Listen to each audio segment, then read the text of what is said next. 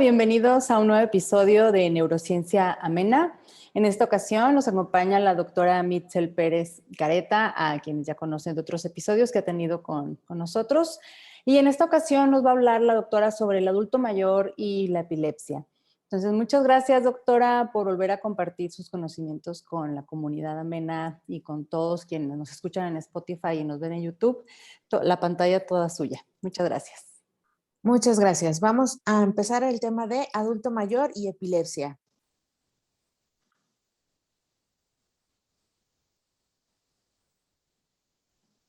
Se considera a la tercera edad a aquellas personas que son mayores de 60 o 65 años. Entonces, cuando hablamos del grupo de los adultos mayores, nos referimos a aquellas personas que se encuentran en este grupo etario. ¿Y por qué es importante conocer este tema? Pues básicamente este es el grupo de edad que más está creciendo. La transición epidemiológica nos indica que va a ser próximamente el grupo más prevalente y desafortunadamente que la epilepsia es un padecimiento común en este grupo de edad. Hay dos picos principales en la aparición de nuevas crisis. Esta es en la infancia y después en la edad adulta, en la tercera edad.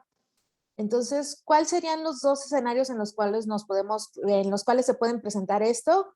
Bueno, serían los pacientes que tienen crisis de reciente inicio, es decir, que previamente no tenían epilepsia y de pronto empiezan con este trastorno, y son aquellos otros pacientes que ya tenían epilepsia, probablemente epilepsia del lóbulo temporal, frontal, genética generalizada, y llegan a la tercera edad ya con un diagnóstico, con un tratamiento, con un medicamento. Entonces, en estos dos grupos lo más importante es siempre vigilar las interacciones fármaco-fármaco, porque desafortunadamente a veces en cuanto más vamos envejeciendo, más tenemos probabilidad de tener alguna otra enfermedad, y la vigilancia de las interacciones entre los medicamentos es lo más importante que hay que vigilar en este grupo de edad. ¿Por qué? Porque simplemente, por ejemplo, en el caso de un paciente que ya tiene epilepsia ya diagnosticada, es más que nada ajustar nuevamente el medicamento para ver si es necesario continuar con la misma dosis o si se puede disminuir, que es normalmente lo que podemos intentar en este grupo de edad. Entonces, ¿cómo logramos determinar si se trata de un paciente que tiene epilepsia de nuevo inicio o epilepsia ya crónica? Bueno, ya diagnosticada previamente. Entonces, tenemos que hacer una valoración. En la valoración médica, lo más importante también es contar con un testigo que nos pueda describir el evento. ¿Qué fue lo que pasó? ¿Por qué? Porque hay muchos mimetizadores, sobre todo en este grupo de edad, que pueden parecer crisis, pero no lo son. Entonces, un testigo ocular es el que más nos ayudaría para determinar si se trató de una crisis que empezó con automatismos, con algún movimiento clónico, o si de pronto nada más lo vieron pálido, empezó a tener alguna otra manifestación. Exámenes de laboratorio que son muy importantes, ya que a veces las causas metabólicas son una causa frecuente de crisis que se puede corregir, o en dado caso, incluso algunos estudios más avanzados como una punción lumbar, si estamos sospechando alguna neuroinfección que esté causando esto. Otro estudio complementario sería un electroencefalograma, pero recordando que realmente anormalidades en un electroencefalograma solo se llegan a encontrar en un 35% de los pacientes que ya estaban diagnosticados con epilepsia, es decir, más del 65% de los pacientes van a tener su electro normal. Y en el caso de aquellos pacientes que inician con epilepsia, solo un 26% mostrará anormalidades epileptógenas. Entonces, esto es muy importante porque realmente un electroencefalograma normal no nos va a descartar el diagnóstico, pero hay que realizarlo para ver si logramos encontrar estas anormalidades. Y los estudios de neuroimagen. Tenemos dos modalidades que podemos utilizar en este grupo de edad. Bueno, hay muchos, pero los dos principales sería una tomografía, que sobre todo nos ayudará, por ejemplo, en las causas agudas. Por ejemplo, en la primera imagen que vemos, que es un infarto cerebral de la arteria cerebral media izquierda, que es esta lesión hipodensa que se logra ver ahí. Y en la otra tenemos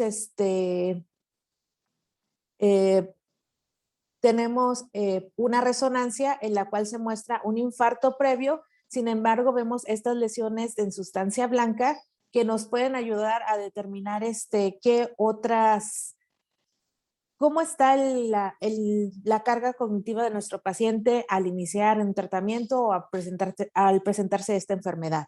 ¿Ok? Entonces, ¿cuáles son las causas de una epilepsia de reciente inicio en el adulto mayor?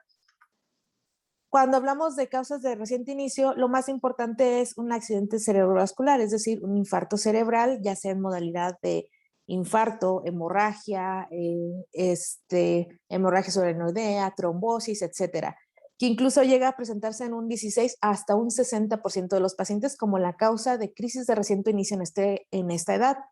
Otra causa sería lo neurodegenerativo, como cual principalmente demencia como enfermedad de Alzheimer, que en ocasiones se puede acompañar además de crisis, además del deterioro cognitivo, crisis epilépticas. Neoplásico, un tumor cerebral, ya sea un tumor primario del sistema nervioso central, una metástasis o un síndrome paraneoplásico, como ya habíamos visto previamente. Idiopático, que es estos pacientes a los cuales les hicimos todo el abordaje y no logramos encontrar una causa, pero efectivamente son crisis epilépticas. O metabólicos o tóxicos. En esto vienen las alteraciones estas que podemos llegar a corregir, que sería, por ejemplo, una hipoglucemia, una hiponatremia, y siempre vigilando que, bueno, corrigiéndolos a tiempo o diagnosticándolos tempranamente para evitar que tengan alguna secuela a largo plazo. Y nuevamente, lo más importante también en este grupo de edad es vigilar las interacciones entre los medicamentos.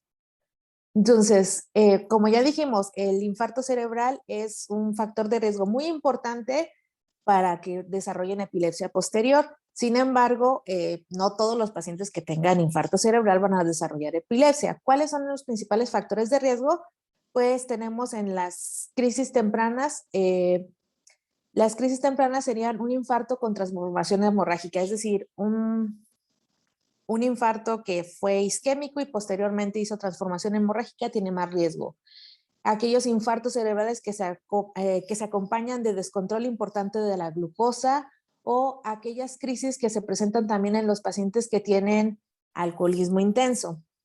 En las crisis tardías nos referimos básicamente a las crisis que aparecen más de una semana después de que tuvieron el infarto cerebral y generalmente más factores de riesgo para que aparezcan crisis posteriores es cuando tienen una edad menor de 65 años, cuando es su segundo infarto cerebral, cuando ya tuvieron crisis previamente en algún otro infarto y o factores de riesgo generales serían un infarto de la circulación anterior, como la arteria cerebral media, etcétera. El involucro cortical, es decir, que es cerca de la zona de la corteza, y la severidad clínica. Esta es una escala que utilizamos nosotros para medir la severidad del infarto cerebral, bueno, del evento neurológico dependiendo de las características clínicas, que si puede mover bien la cara, que si puede hablar, que si puede entender adecuadamente, que si puede movilizar bien brazos, piernas, etcétera. Entonces, ahora bien, ¿qué parece crisis pero no lo es? Es decir, lo que nosotros llamamos los diagnósticos diferenciales. Bueno, tenemos varios y estos sí son muy importantes porque, por ejemplo, puede el paciente presentarse con confusión, delirio o una enfermedad psiquiátrica y nosotros pensar de que, a lo mejor es que tuvo una crisis, esto y lo otro. Lo mismo, hay que descartar que no tenga alguna alteración metabólica o que no tenga una interacción de medicamentos. ¿Cuáles medicamentos nos pueden llegar a presentar esto? Muchos, y desafortunadamente son diversos que podemos llegar a utilizar en este grupo de edad, como antidepresivos, antipsicóticos, inhibidores de la colinesterasa. Estos últimos son los medicamentos que utilizamos a veces en, en, en los pacientes con demencia. A veces el paciente puede llegar con un cuadro clínico que dice es que empecé de pronto nada más me desmayé y dicen que convulsioné. Ok, entonces, ¿qué es lo que vemos aquí? Vemos cuáles son las características que tuvieron. Si tuvieron debilidad, mareo, pérdida de la conciencia. Hay algunos pacientes que tienen estos eventos de fibrilaciones y tienen una sensación de palpitación, es decir, que les late muy rápido el corazón o que les late irregularmente y de pronto se empiezan a tener mareo, sudoración fría. Eso nos alertaría más a de que hay que buscar algo cardiovascular antes de poder decir de que, sí, fue una crisis. Entonces, por eso estos pacientes normalmente requieren un equipo multidisciplinario para poder diagnosticar cuáles serían la causa de la pérdida del estado de alerta que tuvo. En esta imagen vemos que este es un holter. Un holter es un estudio que dura 24 horas, se colocan unos electrodos y vemos el ritmo del corazón a lo largo de 24 horas para detectar este tipo de eventos. Este es uno de los estudios más importantes, pero este es indicado por el cardiólogo. Por eso es la importancia de un equipo multidisciplinario. A lo mejor tuvieron más que nada un infarto cerebral y no fue como tal una crisis, hay que diagnosticar y dar tratamiento. Alteraciones endocrinológicas como por ejemplo sería una hipoglucemia o trastornos del sueño, síndrome de las piernas inquietas, entre otros. Entonces, podemos tener episodios que te incluyen como tal temblor, es decir, el paciente inicia con un cuadro que dice es que empiezo a temblar mucho. Podemos sospechar causas psiquiátricas, podemos sospechar causas neurológicas o incluso los medicamentos. Como sabemos muy bien, el valproato llega a inducir temblor en los pacientes. Entonces, es más que nada el abordaje, el equipo multidisciplinario para la evaluación de estos pacientes, sobre todo cuando inician en una nueva crisis. ¿Ok? Ahora bien, ¿cuáles serían las consideraciones que debemos de tener en este grupo de edad?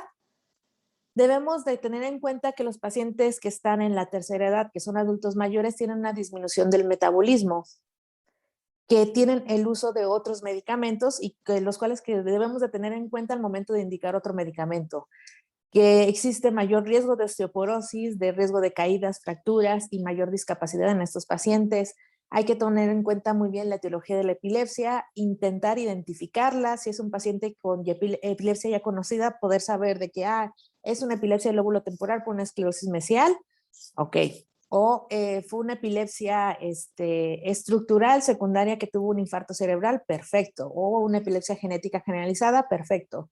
¿Por qué? Porque esto más que nada nos va a ayudar a elegir el mejor medicamento para ellos.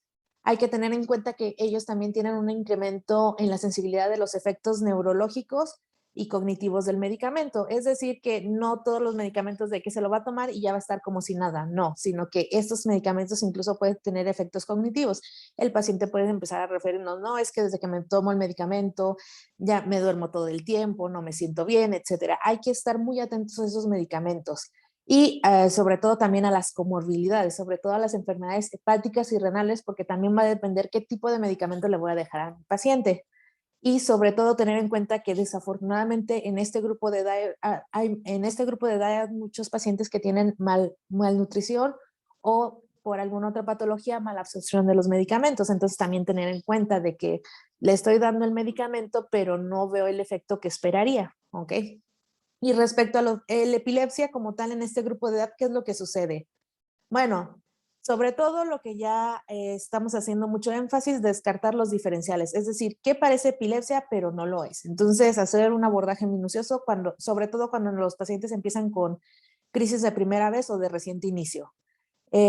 ¿Por qué? Porque afortunadamente en este grupo de edad, a diferencia de los jóvenes o de los niños, estos alcanzan la libertad de crisis, es decir, les das el medicamento y se controlan en un 84 o un 92%. En los jóvenes es hasta quizás un 70%. Entonces, en los adultos mayores, en las personas de la tercera edad, se controlan mejor con los medicamentos.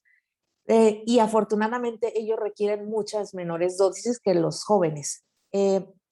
Una cosa muy importante es que en este grupo de edad el estado posictal, es decir, cuando se termina la crisis, la confusión, la somnolencia, les dura un poco más que en los pacientes jóvenes. Entonces, a veces eso confunde un poco porque dicen, no, es que se queda confundido casi todo el día, etcétera.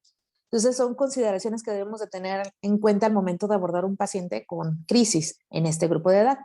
Entonces, se debe de considerar, incluso se debe de considerar el tratamiento quirúrgico ante la farmacoresistencia, es decir, ya le di un medicamento a mi paciente a buena dosis, había alcanzado parcialmente la libertad de crisis, descarté que no se estuviera consumiendo el medicamento, etcétera, y no se maneja adecuadamente, sigue teniendo crisis, las crisis han hecho que se lastime, fracture, tiene efectos cognitivos con el medicamento. Incluso en este grupo de edad se debe de considerar el tratamiento quirúrgico para llegar a la libertad de crisis o la mejoría de la calidad, bueno, a la mejoría de la calidad de vida. Y hay que tener en cuenta que desafortunadamente por estos cambios cognitivos que hay en esta edad, cerca del 42 al 63% tienen mal apego al tratamiento, pero no porque no se lo quieran tomar, sino porque se les olvida tomarse el medicamento.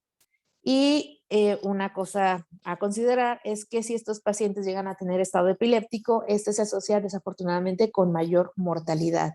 Entonces, por eso debemos de cuidar mucho de que tengan un buen apego al medicamento, que tengan, y que no lleguen a caer en un estado epiléptico. Entonces, ¿cuáles entonces serían los objetivos del tratamiento? De dar un tratamiento en un paciente de la tercera edad o adulto mayor. Básicamente, maximizar la calidad de vida y minimizar la morbilidad. ¿Cuáles serían los fármacos recomendados? Bueno, tenemos ahora sí los fármacos que de preferencia, los que podemos utilizar y los que deberíamos de evitar. Entonces tenemos dentro de los que están de preferencia el levetiracetam, la lacosamida, la motrigina, la lacosamida, el clobazam, la gabapentina. Bueno, repito, dentro de los fármacos que deberíamos utilizar está el levetiracetam, la lamotrigina, la lacosamida, el clobazam y la gabapentina, porque son los que tienen menores efectos adversos en este grupo de pacientes. Dentro de los medicamentos que podríamos utilizar, podría ser el ácido valproico, el topiramato, la Oscarba y la sonizamida, ¿ok? Entonces, el ácido valproico, el topiramato a veces se asocia con ciertos efectos cognitivos, por eso estaría entre sí y no. Sin embargo, es un buen medicamento que ayuda a controlar crisis, sobre todo en las crisis focales. Y la y dentro de los medicamentos que sí deberíamos de evitarse estaría la fenitoína, la primidona, el fenobarbital y la carbamazepina. ¿Por qué? Porque estos medicamentos se asocian a mayor mareo, somnolencia, osteoporosis y desafortunadamente hacen que nuestros pacientes tengan mayor riesgo de caídas, de fracturas y de alguna otra lesión asociada a la crisis o asociada al mismo medicamento. Entonces, ya tenemos los fármacos y cuáles serían las reglas para indicar estos medicamentos. Bueno, básicamente hay que hacer un tratamiento individualizado. Hay que ajustar la dosis, o sea, ajustar la dosis del medicamento, de su metabolismo y de cómo lo va a procesar adecuadamente nuestro paciente. Por lo tanto, debemos siempre escoger la monoterapia y medicamentos que nada más se podemos administrar 1 o 2 veces al día. Es decir, estos medicamentos que son de acción prolongada o retardada, que nos ayudan a que nada más sea una toma al día o a veces incluso 2. ¿Por qué? Porque esto va a mejorar el apego al tratamiento y que no se les olvide a nuestros pacientes que se lo deben de tomar. Y vigilar los cambios cognitivos. Vigilar los cambios cognitivos es decir, que el medicamento no le haga más mal que bien. ¿Ok? Y en estos pacientes que empezamos a encontrar cierta farmacoresistencia, es decir, que la farmacoresistencia me refiero a 2 tratamientos a buenas dosis, indicados para el tipo de epilepsia y que no mejoran, hay que considerar la cirugía de epilepsia.